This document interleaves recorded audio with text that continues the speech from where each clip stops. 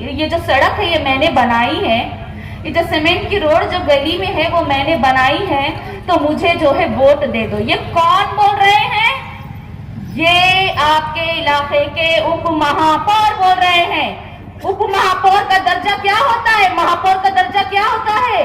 आज वो ऐसी बात कर रहे हैं कि ये गली मैंने बनाई है, मुझे वोट दे दो। जबकि उन्हें कहना चाहिए था कि नांदेड़ में हमने यूनिवर्सिटी बनाई है, हमने हॉस्पिटल्स बनाए हैं, हमने कॉलेज बनाए हैं। आज उन्होंने हमारी कौम को ऐसे बना दिया है, कह रहे हैं कि ये नाली मैंने बनाई है, मुझे वोट दे दो। मुखी साहब, यहाँ पर जो आस्ताना नगर है, हम वहां पर गए थे, तो वहां पर जो खवातीन थी वो कह रही थी कि यहाँ पर जो महापौर थे उन्होंने ये सड़क बनाए, तो जो है हम जो है उनको वोट देंगे। तो मुझे इतना बुरा लगा कि इतनी हमारे कौम को जो है इस तरह से गलत बातें की जा रही है, जबकि मुखी साहब वो जो आस्ताना नगर के जो सड़कें बनी हैं वो नांदेड़ के उत्तर के जो दुकानदार हैं उनसे निधि ली गई थी 2021-22 में, और ये जो हजरत है, ये जो माजी उप महापौर हैं, इन्होंने अपने रिश्तेदार के नाम पर वो वर्क लिए और 3 साल लंबा खींच के आज 2025 में, आज इलेक्शन के 2 महीने पहले आज उन्होंने सड़कें बनाई और खड़े रहकर बोल रहे हैं कि रोड मैंने बनाई, जबकि यहाँ के 12 के 4 नगर सेवक की ही जिम्मेदारी थी, उन्होंने ये निधि लेकर आए थे। इतना झूठ। आज ये जो है ना, ये 30 साल से जिनको आपने मुंतखब किए यकीन के साथ, उम्मीद के साथ, आज ये इतना बौखलाए गए हैं कि लोगों को कह रहे हैं इस कदर कि पहला पंजा दबा दो, बाकी नहीं कुछ भी दबा दो, पहला पंजा हमको दे दो। आपको मालूम है ये क्यों इतना बौखलाए गए हैं? क्योंकि पहले डब्बे में जो ऊपर इनका पंजा है उसके नीचे डॉक्टर अर्शिया की घड़ी है और वो अभी टिक टिक कर रही है, 16 तारीख को अलार्म बजाएगी। जो डब्बा पहला है उसमें जो पहला पंजा है ये उन लोगों का पंजा है जिन्होंने 30 सालों से आपके हक पे पंजा मारते आए हैं। उस पंजे को देखना भी नहीं, ना उस बिल्ला कहना, और उसके नीचे घड़ी पर आना, जो उम्मीद की घड़ी है, जो आपकी बेटी की घड़ी है, जो आपकी बहन की घड़ी है, जो 16 तारीख को अलार्म बजाएगी।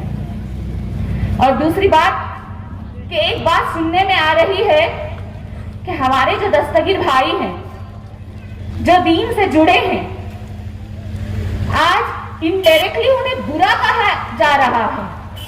कौन बोल रहे हैं? आपके जो 25 से 30 साल के जो जिम्मेदार थे, ओहदों पे थे, आज वो इन्हें इनडायरेक्टली ऐसे अल्फाज यूज कर रहे हैं, मैं वो लफ्ज नहीं बोलूंगी, मगर याद रखिए जब दस्तगीर साहब अगर सजदे में गिर जाएंगे ना तो 16 तारीख को आप ऐसे गिरोगे कि कभी नहीं उठ सकोगे। आज आपको अपने मुस्तकबिल के बारे में सोचना है। देखिए, हम यहाँ पर भाषण के लिए नहीं है, हम आपको बार बार यकीन दिला रहे हैं कि अब अगर हमारे देगलूर नाके के अगर हालात बदल सकते हैं तो वो सिर्फ और सिर्फ राष्ट्रवादी कांग्रेस है और कोई पार्टी नहीं है। कांग्रेस तो बीजेपी से भी अभी युति कर रही है अंबरनाथ में, MIM भी बीजेपी से युति कर रही है, किसी का भरोसा नहीं है। ये मुनाफिकत की पार्टियां हैं। आज राष्ट्रवादी कांग्रेस ये वाहिद पार्टी है जो जाहिरी तौर पर जो होगा देखा जाएगा, आपके सामने है, और ये वही पार्टी है जो आने वाले हालात को दुरुस्त करेगी, हमारी तरक्की होगी। और मुझे पूरा यकीन है कि ना सिर्फ देगलूर नाके पर बल्कि पूरे नांदेड़ में आज घड़ी की टिक टिक बजेगी 16 तारीख को। बजेगी या नहीं?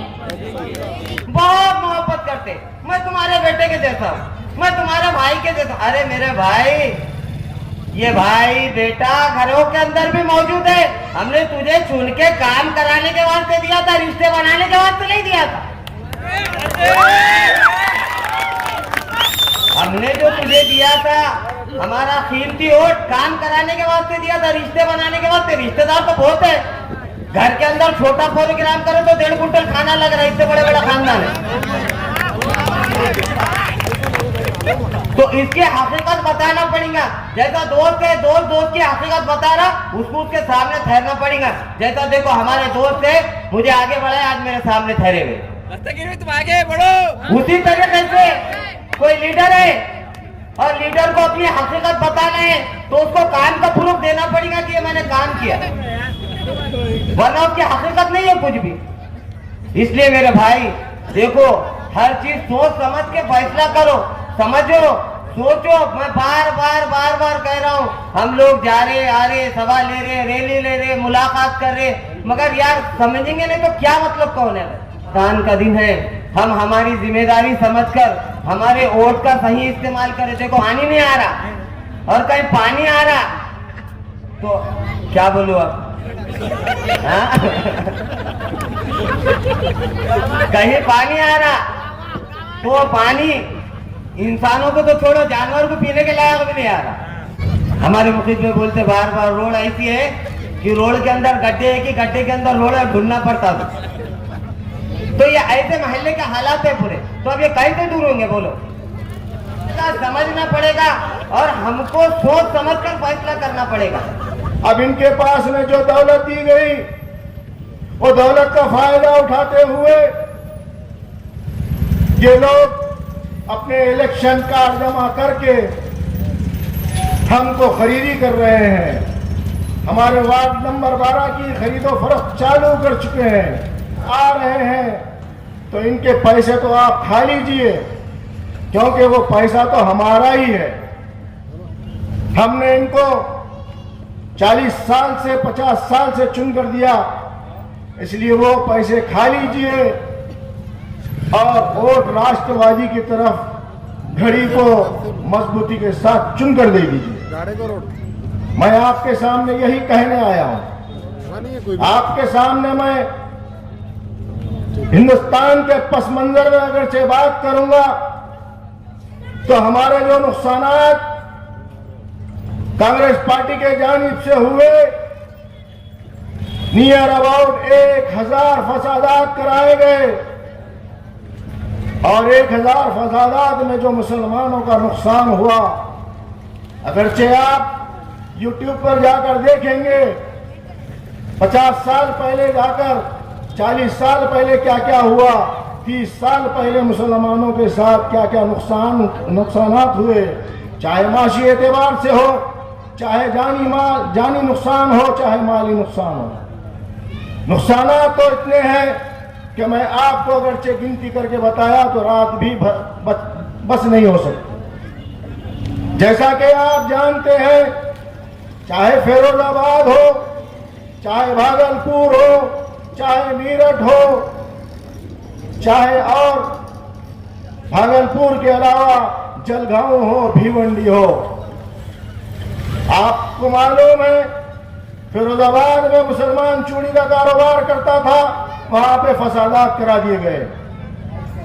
मुसलमान मुरादाबाद में स्टील का काम करता, वहां पे फसादात कर दिए गए। बनारस में मुसलमान साड़ी का काम करता है, साड़ी का बहुत बड़ा मार्केट है, वहां पर जला दिया गया। ये नुकसानात तो हमेशा करते गए हैं।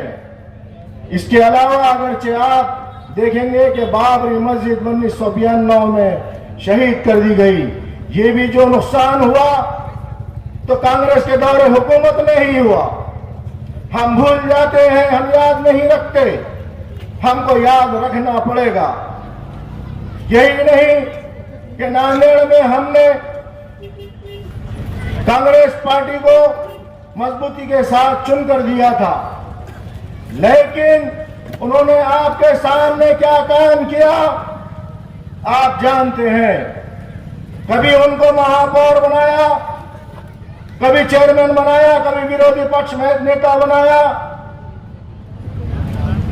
कभी उप महापौर बनाया, लेकिन उन्होंने काम क्या किया आप सभी जानते हैं कि हमारे पास में ये 1 लाख की आबादी है और इस आबादी के बाजू में एक बहुत बड़ा ट्रीटमेंट प्लांट जो नांदेड़ शहर का पूरा खान जो है लाकर यहाँ पर डाल दिया गया, जिसकी वजह से आपको मालूम है जो माहिर तिब है, जो बड़े बड़े स्कॉलर है, उन्होंने कहते हैं कि अगर चाहिए जो गर्मी है, इसकी गर्मी से आगे जो बच्चे पैदा होंगे वो लंगड़े लूले अपाहिज पैदा होंगे। ये एक चीज हमारे सामने इतना अच्छा काम किया इन्होंने। यही नहीं अजीज साथियों, अभी ये सैयद शेर अली नारेल फोड़ो, अब ये वार्ड बदल के इधर से इधर 11 नंबर से 12 नंबर में बंदर के छलांग मार के इधर आ गए। क्यों आ गए? आप जानते हैं कि इन्होंने हैदराबाद में जहां पर गार्डन बनाना था तो वहां पर इन्होंने साइन देकर अपनी सिग्नेचर देकर वहां पर भी एक ट्रीटमेंट प्लांट लाकर आबादी के बीचों बीच रख दिया है। क्या अच्छे काम कर रहे हैं मेरे भाई, बहुत अच्छे काम कर रहे हो। अवाम ने आपको चुन कर दी। आपने कभी अवाम के बारे में सोचा? ये मासूम बच्चों के बारे में सोचा? कभी ये नौजवान बच्चे जो हमारी नई नस्ल यहाँ से 10 साल तो एक वक्फे से आती है, उसके बारे में कभी आपने सोचा कि इनके फिजिकल फिटनेस के लिए कहीं एक प्ले ग्राउंड होना चाहिए, या इनके लिए कोई गार्डन होना चाहिए, या इनके लिए कोई बच्चों के लिए कोई एक इंग्लिश स्कूल होना चाहिए फ्री ऑफ चार्ज या कम फीस का? अरे हमारा भाई यहाँ पर जो गरीब सलम बस्ती में रहता है वो मेहनत मजदूरी का काम करता है, कोई रोज हनकता है, कोई रिक्शा चलाता है, कोई गाड़ा चलाता है। वो हमारा भाई अपने बच्चे को इतने पैसे कहाँ से अफोर्ड कर सकेगा कि कहीं जाकर के 50,000 की फीस और 40,000 की फीस कहाँ से लाएगा? अजीज दोस्तों,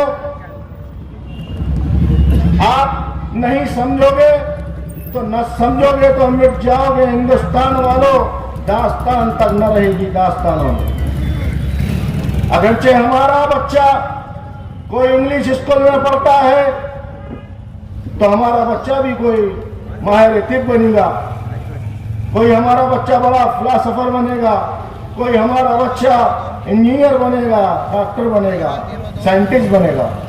क्यों हमारी सोच पैदा नहीं हो रही है? आप जाकर देखिए कि नई सिटी, नया इलाका एक अलग है और पुराना इलाका एक अलग है। ये दोनों में डिफरेंस क्यों है? इसकी वजह क्या है? मैं यही वजह तलाश करने आया हूं। आपको यहाँ पर सिर्फ नाली में और रोड में और नल के पानी में आपका वक्त जाया कर दे रहे हैं लीडर लोग अपना वक्त। वो कहते हैं कि हमारे दरवाजे पर ये हमारा मुसलमान भाई हमारे वार्ड का आना और हमारे हाथ जोड़ना और कहना कि साहब ये हमारा ये काम है, हमारा ये काम है, हमारा लाइट नहीं है, हमारे पास नाली साफ नहीं हुई, हमारा कचरा उठाया नहीं गया। अरे मेरे भाई, ये तो मूलभूत सुविधाएं देना, ये तो इंसानों का बुनियादी हक है। हम ये बात को क्यों नहीं समझ रहे? जब भी वो लोग आते हैं आपके सामने तो आपको सिर्फ और सिर्फ यही कहते हैं कि हम रोड बना रहे हैं, हम नाली बना रहे हैं। पहली बात तो इन्होंने हमारे पर कोई एहसान, कोई उपकार नहीं किया। आप जानते हैं, आप जिसको 30 साल से चुन कर दे रहे हैं, आप जिनको हर 5 साल आता है, हर 5 साल के वक्फे से दौर आते हैं, और वो नया चेहरा लाने के बजाय हम उनके पैसों में कहीं ना कहीं बिक जाते हैं और उनको वोट देकर उनको मजबूती से हमारे सामने खड़ा कर देते हैं। अब उनको आइडिया मिल चुका है कि हम कैसे वोट लेना और उनको कौन से रंग की बात करना। लेकिन आपके दिमाग, आपके पास मोबाइल अल्लाह ताला ने आपको अक्ल सलीम दिया। आप खुद सोचना चाहिए कि हमारे बच्चों का मुस्तकबिल कैसा होगा। ऐसे अगरचे रहनुमा हम चुन कर देंगे तो हमारा मुस्तकबिल कैसा होगा, ये हमको हमारा फैसला हमने करना है। हम सोच करके फैसला करें। हमारे वोट हमेशा ये कांग्रेसी लोग आते हैं और कभी मेंबर ऑफ पार्लियामेंट को चुन कर देते हैं, कभी एमएलए को चुन कर देते हैं, कभी आमदार बनाते हैं तो खासदार बनाते हैं, तो एमएलसी बनाते हैं, तो नगर सेवक बनाते हैं, तो क्या क्या नहीं बनाते मेरे भाई। आपने तो ताकत से चुन कर दे दिया। अब आपने जो ताकत से चुन कर दे दिया तो वो कह रहे हैं कि हमको अब हम दौलत कमाएंगे और उसी से आपका अजदा बन के आपके ऊपर हमला करेंगे, आप सहने के लिए तैयार हैं। कब तक सहोगे? महमूद रहमान कमेटी, सच्चर कमेटी की रिपोर्ट आई तो उसमें कहा गया कि मुसलमान एक बदतरीन जिंदगी गुजार रहा है। सतह गुर्बत की अगर जिंदगी, सतह गुर्बत से नीचे की जिंदगी अगर कोई गुजार रहा है तो वो मुसलमान गुजार रहा है। ना उसके पास खाने को बराबर है, ना उसके पास पढ़ने के लिए कोई स्कूल है, ना उसके पास कोई कॉलेज है, ना कोई उनके पास कोई बड़ा स्कूल है, कोई डिग्री कॉलेज है। और हमारा नौजवान भाई जैसा ही इलेक्शन आता है कांग्रेस के गाड़ियों में, कारों में, जीपों में बैठकर घूमते हैं और बाकी टाइम उनके साथ जुओं के अड्डों पर। आप जिनको चुनकर दिया था, आप देखिए कि वो लोग कौन से फील्ड में माहिर है, आप जानते हैं। अगरचे मुहित की बात अगरचे कहेंगे तो मुहित को कहीं जुए के अड्डे पर बता देना। मैं आपका ही बच्चा हूं, यहीं पला बड़ा हूं, आप सभी जानते हैं। मुहित ने कभी कोई जिंदगी में फिल्म नहीं देखा, मुहित कभी कोई जुए के अड्डे पर नहीं बैठा, मुहित कभी दारू को हाथ नहीं लगाया, मुहित ने कभी अय्याशी का काम नहीं किया। अगरचे मेरे बारे में कोई आदमी गलत कहता है तो वो उसका अपना मसला है। अगरचे कोई आदमी, एक खराब आदमी अगरचे कुछ बोलता है तो मुझे तकलीफ नहीं होगी, अगरचे कोई अच्छा आदमी मुझे बोलेगा तो जब मुझे तकलीफ होगी। अजीज साथियों, जुबान से कह भी दिया तू ला इलाहा, क्या हासिल दिलो निगाह, मोमिन नहीं तो कुछ भी नहीं। मैं दिल से कलमा पढ़ता हूं। अजीज दोस्तों, ये हमारे नौजवान बच्चे इनकी गाड़ियों में बैठकर घूम रहे हैं, अपना वक्त बर्बाद कर रहे हैं। अरे वो तो कांग्रेस यही चाहती है कि मुसलमान अनपढ़ रहे, जाहिल रहे। इन्होंने हमारे हाथ में कलम नहीं दिया, इन्होंने हमारे हाथ में मईशियत नहीं दी, हमको स्कूल नहीं दिया बच्चों को पढ़ने के लिए। बस जब इलेक्शन आता है तो गाड़ियों में लेकर घूमते हैं और 500 रुपये, 600 रुपये, 700 रुपये देते हैं और नौजवानों का वक्त बर्बाद। बकौल शायर, नौजवानों की ताकत है समंदर का शबाब, मुस्कुरा उठे तो दिल नशी गुलाब, मुल्क और कौम के हो सकते हैं पूरे ख्वाब। इनकी सही ताकत का सही इस्तेमाल, इनका सही ताकत का इस्तेमाल कहाँ हो रहा है आप अच्छी तरीके से जानते हैं। कौन अवेयरनेस ला रहा है मुसलमानों में? कौन समझाने के लिए आया आपके पास में? कौन सा लीडर आपके पास बीच में आया, आपके दरमियान आया? आप ही बताइए कि आपका कोई बच्चा डॉक्टर बना, आपका कोई बच्चा इंजीनियर बना, कभी कोई 10वीं में टॉप किया, कभी कोई 12वीं में टॉप किया? आप ही बताइए। 40 साल से आप चुनकर दे रहे हैं, आपके बच्चे यहां से कोई पढ़ लिख करके आगे गए तो क्या कभी इन्होंने किसी को तमगा दिया? क्या किसी को इन्होंने हिम्मत अफजाई की? क्या इन्होंने अपने शादी खाने में बुला करके, जब आप 40 साल से 35 साल से इनको महापौर बनाए, ये शेर अली, सैयद शेर अली, ये नारियल फोड़ो, ये स्कूल का टीचर है, तो इन्होंने कभी बुला करके कोई बच्चे का स्वागत किया? इनको तो गुत्तेदारी करने से फुर्सत नहीं मेरे भाई, ये खाली गुत्तेदारी करने में परेशान। तो हमारे बच्चों की कौन हिम्मत अफजाई करेगा? हमारे बच्चे कैसा आगे जाएंगे? क्या कोई ऊपर से कोई फरिश्ता आकर के हमारे लिए कोई लीडर बनाएगा? आपके बीच में से आपको एक लीडर, एक रहनुमा मुतय्यन करना पड़ेगा, फिक्स करना पड़ेगा कि आपके लिए अच्छा सोच रखने वाला कौन है, आपके लिए अच्छा समझाने वाला कौन है, आपका काम करने वाला कौन है, आप ही बताइए। यहाँ पर क्या क्या काम हुए डेवलपमेंट के? कहीं हमारे लिए, हमारे बच्चों के लिए कोई प्ले ग्राउंड नहीं, हमारे बच्चों के लिए कोई गार्डन नहीं, आप ही बताइए, कब्रिस्तान की जगह बस नहीं हो रही है। कब्रिस्तान की जगह को सुशोभीकरण करना चाहिए था, कब्रिस्तान को अच्छा बनाना चाहिए था। आप जाकर देखिए, अरे मरना तो मुझे भी है, आपको भी है, जाना तो सबको है। अरे हम अच्छा काम तो करके जाएं। अरे उसके कब्रिस्तान के नाम से भी फंड लेकर आ गया, लेकिन कब्रिस्तान का क्या काम हुआ, वो भी बस नहीं हुआ, वो भी खाली है। आप जाकर देखिए कब्रिस्तान में कितनी फैसिलिटी है। 50 साल से कब्रिस्तान है और ये तकरीबन 1 लाख की आबादी है।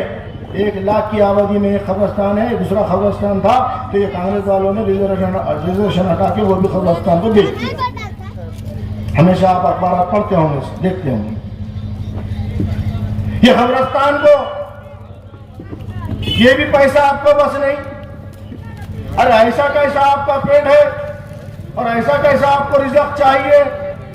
बकौल शायर कि ऐ तायरे ला होती इस रिज़्क़ से तो मौत अच्छी, जिस रिज़्क़ में आती है परवाज़ से कोताही। अगरचे आपके पास अगरचे रिज़्क़ में कोताही आ रही है तो आपको कब्रिस्तान का पैसा भी बस नहीं हो रहा है। आप जाकर देखिए ईदगाह का, हम छोटे थे, बच्चे थे, मासूम थे तो ईदगाह बहुत बड़ी थी। अब वो ईदगाह को तोड़ करके, शहीद करके, वो ईदगाह को जगह से हटा करके दूसरी जगह चेंज कर दिया गया।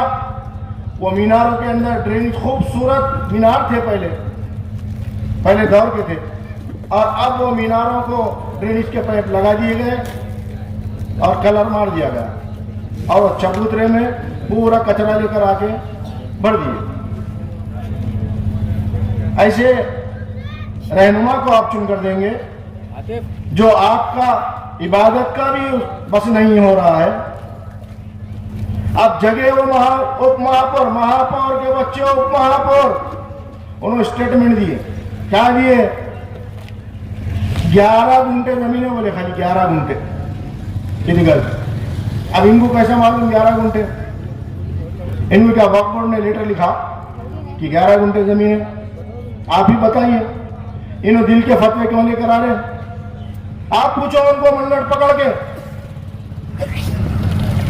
अब 11 गुंठे है, इसका मतलब 16 गुंठे अगरचे वहां पे चबूतरा अगरचे होगा, तो इसका मतलब इलेक्शन के बाद में उन्होंने 3 गुंठे तोड़ के जमीन ले लेंगे। या तो मीनार तोड़ेंगे या तो फिर उनको चबूतरे के टप्पे तोड़ के देना पड़ेगा। अब आप फैसला करो कि वो ईदगाह का कौन सा हिस्सा उनको तोड़ के देना, और उन्होंने 11 गुंठे बोले तो बाकी की जमीन का कैसा करते? बाकी जमीन तो बेच दिए, बाकी जमीन तो खा गए।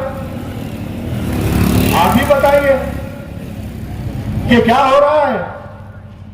अरे हवस के ताजदारों को बिस्तरों पे नींद नहीं आती और गरीब फर्श खाक पर बेखतर सोते हैं। इनकी हवस ही खत्म नहीं हो रही, वो भारत का गला भर रही। बहरहाल अजीज दोस्तों, आपको मेरा बताने का मकसद, आपको ये समझाने का मकसद यही है कि देखिए आपके पास में दूसरी पार्टी मजलिस भी आई, और मजलिस इत्तेहादुल मुस्लिमीन वो कहाँ से चल रही है आपको भी मालूम है। आप अखबारात के जरिए, न्यूज़पेपर के जरिए आपको सब पढ़ रहे हैं, सब मालूम हो रहा है। हमारे बोलने की, समझाने की जरूरत नहीं। ये साबिक़ा सदर मजलिस के, इन्हों भी एक वक्त जमाने में इन्हों पार्टी छोड़ के चले गए थे और समाजवादी ज्वाइन किए, और वहां पर उन्होंने इनके अपने कायद को बुरा भला कहा, और बुरा भला कहा ही नहीं बल्कि उनको याजूज माजूज भी कहा। दूसरों पे उंगली उठा रहे, दूसरों को बोल रहे ये राष्ट्रवादी ऐसी, ये फला पार्टी ऐसी, इन्हों दूध के धुले वाले। अजीज दोस्तों, आपको मालूम है अभी नगर परिषद के इलेक्शन हुए, आज से 1 महीना पहले वहां पर माननीय प्रतापराव पाटिल चिखलीकर साहब आमदार, इनकी जेर निगरानी में 70 सीट चुनकर आए, 3 नगर अध्यक्ष चुनकर आए। कोई मामूली बात नहीं। ये वोट मुसलमानों ने दिए राष्ट्रवादी को, और बोल रहे कि राष्ट्रवादी बराबर नहीं है, ये मजलिस बोल रही। अरे राष्ट्रवादी नहीं है, क्यों नहीं है भाई? बोले वो बीजेपी है। अरे वो बोलने की जरूरत नहीं है। देखो हमने भी यहाँ पर जब चुनकर आए थे 1997 में, तो 1997 में समझ सेठ बागवान, अल्लाह उनको जन्नत नसीब करे, वो दुनिया में नहीं रहे, लेकिन अच्छी बात कहने से मैं नहीं रुकता, मैं सच बोलने से नहीं रुकता। मुखीद की आदत है सच बोलना। मुखीद को रोकने की कोई ताकत रोक नहीं सकती, और सच बोलना मेरे लिए जरूरी भी है। जब समझ सेठ चुनकर आए, उनके साथ में हमारे चौराहे की एक सीट हमारे भाभी नूर कैफे होटल वाले भारी भाई की बीवी, उन्होंने भी चुनकर आए, और हम सब मिल करके 9 नगर सेवकों के साथ समझ सेठ के साथ बैठ करके बातचीत की और कहा कि हमारे माँ बहनों को यहाँ पर पानी की तकलीफ है, और यहाँ पे पानी पीने को नहीं है, और हमको पानी पीने के लिए यहाँ से देवलून नाके तक जाना पड़ता है, और हमको पानी बिल्कुल 2-2 घड़े से ज़्यादा ऊपर नहीं मिलता, और हमारी माएँ बहनें रात में 2 बजे के वक्त रात में पानी लेकर आती हैं, और सुबह में पर्दा होता है जिसकी वजह से वो रात में पानी लेकर आती है। हमको सबसे ज़्यादा ये तकलीफ है। तो समझ सेठ ने कहा मुखिद भाई अपन जा करके बात करेंगे प्रकाश खेड़कर से। प्रकाश खेड़कर से बात हुई, जयप्रकाश मुंदड़ा से बात हुई। बात होने के बाद वो टाकी की बात करे हमने, और टाकी की बात करने के बाद ये कहा कि समझ सेठ साहब को चेयरमैन बनाया जाएगा, नज़ीर अहमद बाबा को उप महापौर बना जाएगा, और मुसलमानों के लिए ज़राअत में एक टाकी का इंतजाम होगा। वही टाकी है जो आज तक चल रही है, जिसका पानी आज पूरा अवाम जो पी रही है, तो वो पूरा पानी समझ सेठ की जो मेहरबानी थी वही पानी की टाकी है, जिस पर ये सब कुछ टाकियां चल रहे हैं। ब्रीजिंग लाइन जो पानी की है, तो वो कोई कांग्रेस पार्टी की नहीं। ये बड़ी बड़ी बातें करते हैं। टाकी की जो तफसीर है वो तो बहुत बड़ी है, मैं अगर आपको सुना तो रात बस नहीं होगी। लेकिन जो पानी आ रहा है, तो आज भी काबरा नगर से जो पानी आता है, तो वो ब्रीजिंग लाइन वो समझ सेठ ने डाली हुई है, जिसने हमने जा करके प्रकाश खेड़कर से जो माहिदा किया था वही लाइन है। तो क्या हमने बुरा काम किया था? इसी एतबार से कोई राष्ट्रवादी पार्टी किसी से ज्वाइंट होती है वक्ती तौर पर कामों के लिए, वो उनका अपना मसला है। आपको बहकाया जा रहा है तो आपको मैं 1 मिनट में उसकी तफसील सामने रख दूंगा। अगरचे कोई पार्टी बनती है तो उसका जो बायलाज होता है तो पहले रजिस्टर कर दिया जाता है। तो ये पार्टी तो ये पहले से रजिस्टर हो चुकी थी 20-25 साल पहले। अब वो सेकुलर इनके साथ जब थी तो ये सेकुलर कहते थे, जब इनसे हट गए तो बोले ये कास्टिज्म है इनके पास, सातवादी पार्टी। नहीं मेरे भाई, ये बहकाने का काम कर रहे हैं। जिस तरीके से एक स्कूल की सोसाइटी होती है, एक स्कूल बनाया जाता है, स्कूल की सोसाइटी का रजिस्ट्रेशन बनता है चैरिटी कमिश्नर में, वहाँ पे जाकर जब रजिस्ट्रेशन बनता है वो बायलाज में सब बताना पड़ता है कि हम उर्दू स्कूल खोल रहे हैं, हम इंग्लिश स्कूल खोल रहे हैं, हम यहाँ पर बीएड कॉलेज खोलेंगे, हम डीएड कॉलेज बनाएंगे, हम इसमें हेल्थ क्लब चलाएंगे, बच्चों के लिए हम दौड़ने के मुकाबले रखेंगे। ये सब पहले बायलाज में लिख देना पड़ता है, तो उसके बाद में फिर उसमें कोई चीज़ चेंज नहीं हो सकती। तो उसी तरीके से ये जो पार्टी की जो आइडियोलॉजी है, तो ये सेकुलर आइडियोलॉजी है, ये पहले आ चुकी है। तो आज कहाँ से पार्टी गलत हो सकती? हम भी तो कुछ 2-4 क्लास पढ़े होंगे ना मेरे भाई। अब आपको कोई बहकाने के लिए आ रहा है वो एक अलग चीज़ है, लेकिन आपको समझना चाहिए कि ये लोगों ने क्या काम किया। आपको बहका कर वोट लिए, लेकिन इन्होंने आपके लिए कुछ नहीं किया। आपको मूलभूत सुविधाएं से महरूम रख दिया गया। आपको कोई योजना आपके पास नहीं लाई गई। कितने लोगों को योजना से मुस्तफीद किया गया आप ही बताइए। कितने बच्चों को लोन दिया गया? मैं एक वक्त चुन कर आया था, 200 लोगों को मैंने लोन दिलाया था, 200 लोगों को। मुझे बताइए आप कि कांग्रेस वाले का कितने बच्चों को लोन दिलाए? इनको हमने एमपी बनाए, इनको हमने एमएलए बनाए, इनको एमएलसी बनाए, कितने लोगों को नौकरियां दी है इन्होंने? आपके नौजवान बच्चे खाली घूम रहे, क्यों नौकरी पे नहीं लगाए इनको? वजह क्या है? इसलिए नहीं लगाए कि इन्हों अपने आका के सामने जबान भी नहीं खोल सकते। इन्हों हाथ बन के खड़े रहना। आप जिसको चुन के दे रहे तो वो चुन के देने के बाद वो ऐसा आदमी है जैसा एक खेत में स्केरक्रो, जिसको बोलते हैं स्केरक्रो, एक पुतले के जैसा बनाते, वो कब्बे उड़ाने के वास्ते क्या करते हैं, ऐसा एक टी लगते बम्बू, बम्बू में ऐसा आड़ा बम्बू, और आड़ा बम्बू रख के शर्ट पिना देते किसान, शर्ट पिना दे के उसको बीच में खेत के लटका देते, और वो जब कौवे आते, परिंदे आते तो डर के क्या होता, उड़ जाते हैं। तो वैसी जो है क्या है कि इनको स्टेचू बना दिए गए, पुतला, खाली पुतले के तौर पे इन्हों रहना, तुम्हारी कोई बात नहीं करना, तुम्हारी कोई सर्विस की बात नहीं करना, तुम्हारी नौकरी की बात नहीं करना, तुम्हारे कारोबार की बात नहीं करना, तुम्हारी मैशियत के बारे में बात नहीं करना। कांग्रेस को ऐसे ही उम्मीदवार चाहिए, उठ बोले तो उठ, बैठ बोले तो बैठ, सो जा बोले तो सो जा। अजीज साथियों, दरअसल में मेरा मकसद आपको बताना यही है, और मैं यही बात करने के लिए आपके बीच में आया। वोट देने का फैसला तो आपका है, वोट किसको देंगे या नहीं देंगे, किसको वोटिंग करेंगे, वो आपका मसला है, लेकिन आपको अल्लाह ताला ने तो अक्ल सलीम दिया। अब मुझे बताइए कि ये नारियल फोड़ो शेर अली इधर के प्रभाग में से इधर के प्रभाग में क्यों आए? वो इसलिए आए कि उनको वहां पे औरतों ने बोले हम तू आया इधर की देखो मारते। क्यों मारते भाई? इन औरतों का क्या नुकसान करा? औरतों का क्या नुकसान करा मैं बोलता हूं, आप सुनो। इनको इंजीनियर कौन बनाया, इनको टीचर कौन बनाया, और कौन सा उस्ताद था वो उनको कुछ मालूम? क्या उन्हें फेल इंजीनियर है कि फेल टीचर है वो उनको ही मालूम। अगरचे वहां पे काम अच्छा करते थे तो वहां से छोड़ के भाग के आने की, 12 नंबर में आने की क्या जरूरत थी? दूसरों को बोल रहे गलती से बोले वो चुन के आ गए।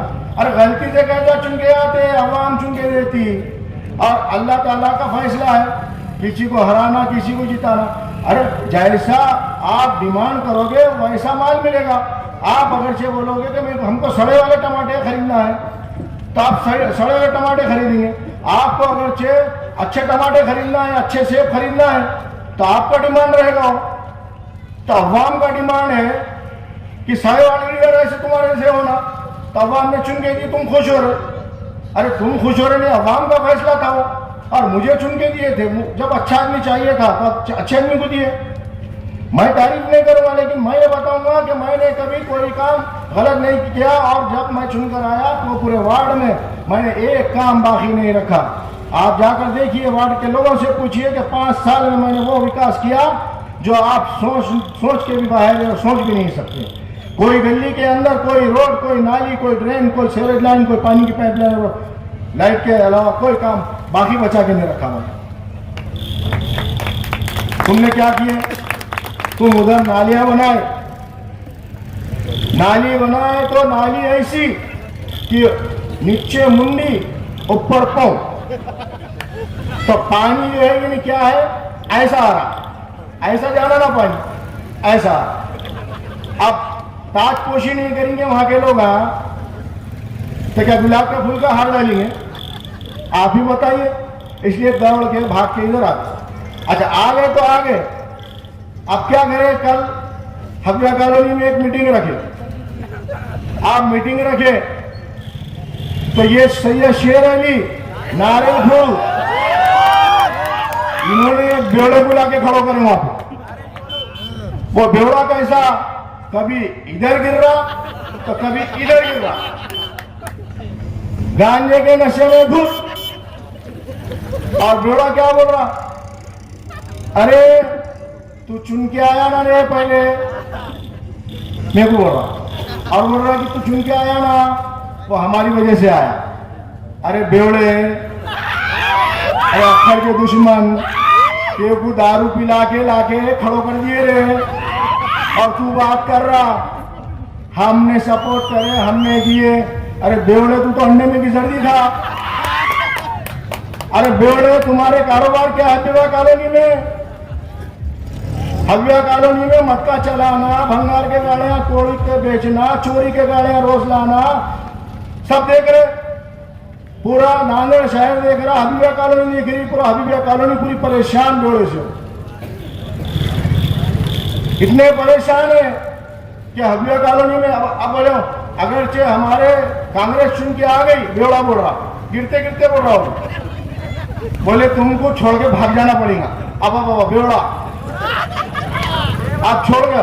अरे बेवड़े, तुम्हारी वजह से आज मोहल्ले में जो नुकसान हुआ, ये कांग्रेस पार्टी ऐसे लोगों को, ये महापौर को भी समझना, अकल के दुश्मन, इनका भी दिमाग का इलाज करना पड़ता, दिमाग सटिया गया महापौर का।